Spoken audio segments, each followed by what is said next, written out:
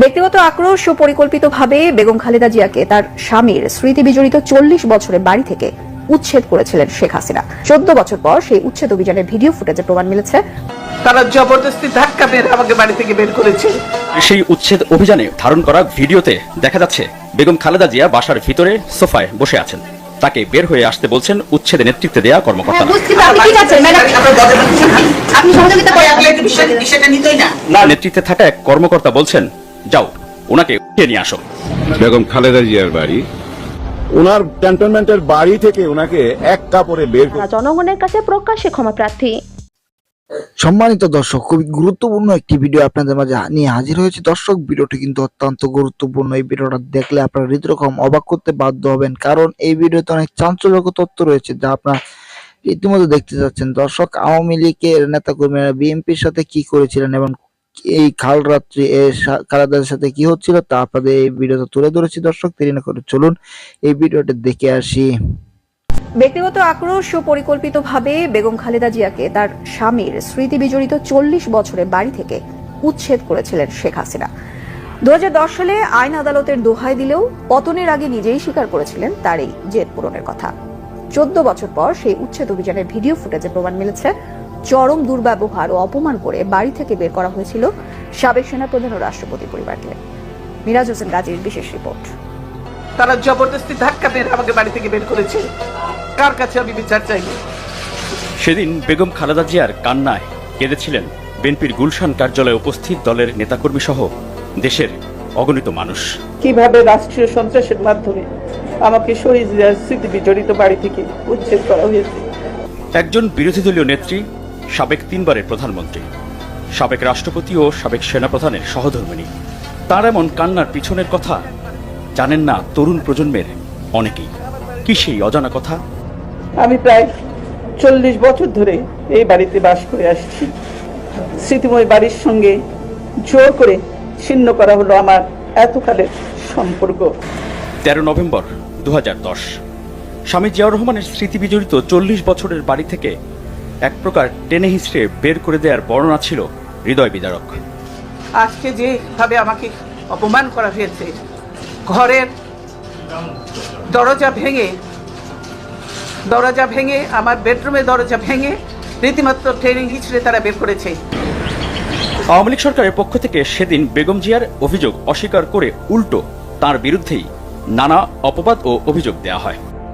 টেনে হিচড়ে বাড়ি থেকে বের করে দেয়া, দরজার তালা ভাঙা, এক কাপড়ে চলতে যেতে বাধ্য করা, নিকটাত্মীয়ের সাথে অসদাচরণ নিতান্তই অসত্য, বানোয়াট ও উদ্দেশ্য প্রণোদিত।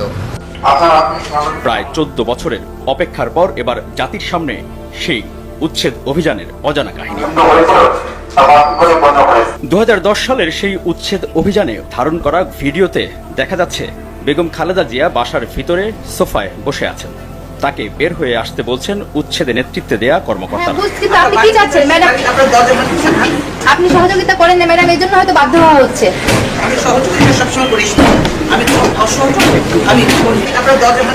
ভিডিওতে আরো দেখা যাচ্ছে বেগম জিয়া বলছেন সুপ্রিম কোর্টের আপিল শুনানি পর্যন্ত অপেক্ষা করতে।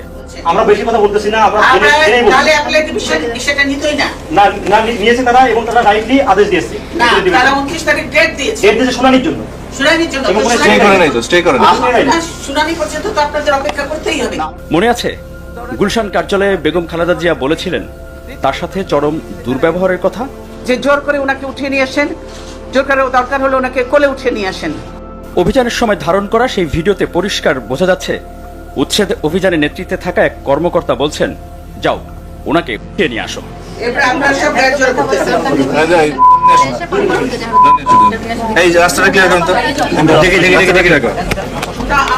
এছাড়া বেগম খালেদা জিয়ার বেডরুমের দরজা ভেঙে ভিতরে প্রবেশ করেছিল উচ্ছেদ অভিযানে অংশ নেওয়া সদস্যরা। সবচেয়ে সুন্দর ঘর বেগম খালেদা জিয়ার শোবার ঘরটি। শুধু তাই নয়, পরবর্তীতে নির্ধারিত কয়েকটি গণমাধ্যমের সাংবাদিককে নিয়ে আপত্তিকর কিছু দৃশ্য প্রচারের নাটক মঞ্চস্থ করা হয়েছিল। বলতে গেলে বাথরুমটি আরো অভিজাত। জিয়া পরিবারকে তাদের বাড়ি ছাড়া করার আগে ও পরে শেখ হাসিনা সহ তার সরকারের পক্ষে দাবি করা হয়েছিল আইন অনুযায়ী এবং আদালতের রায় মেনেই উচ্ছেদ অভিযান চালানো হয়। কিন্তু পতনের আগের বছর ২০২৩-এ যুক্তরাজ্য সফরে এক অনুষ্ঠানে বক্তব্যে তারেক রহমানের প্রতি রাগ ঝাড়তে গিয়ে শেখ হাসিনা নিজেই স্বীকার করলেন বহু আগেই প্রতিজ্ঞা করেছিলেন বেগম খালেদা জিয়াকে বাড়ি ছাড়া করবেন তিনি। যেটা আটকালো, আমি কিন্তু তখন লিডার অফ দ্য অপোজিশন এবং ফ্ল্যাগ গেড়ে আটকালো। আরে আমার বাবা দেশ স্বাধীন করেছিল বলেই না এই ক্যান্টনমেন্ট। আর ওই মেজর জেনারেল প্রমোশনটা তো আমার বাপেরই দেওয়া ছিল। আর আমি ক্যান্টনমেন্টে ঢুকলে আমার বিরুদ্ধে মামলা। সেদিন প্রতিজ্ঞা করেছিলাম যে ওই ক্যান্টনমেন্টে আর বসবাস করতে হবে না, যেদিন সবাই বাইর করে দেবো।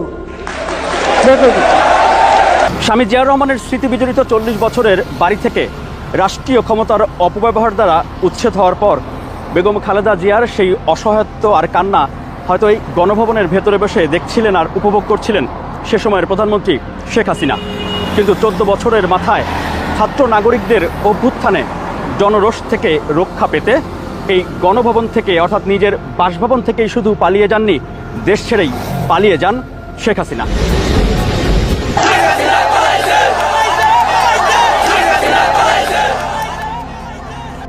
এই যে এটা ম্যাডামের বাড়ি, হ্যাঁ, বেগম খালেদা জিয়ার বাড়ি। আর এই রাস্তা দিয়ে আমাকে আসতে হয় প্রতিদিন, এই পথে যেতে হয়। কোথায় যাই দেখাচ্ছি।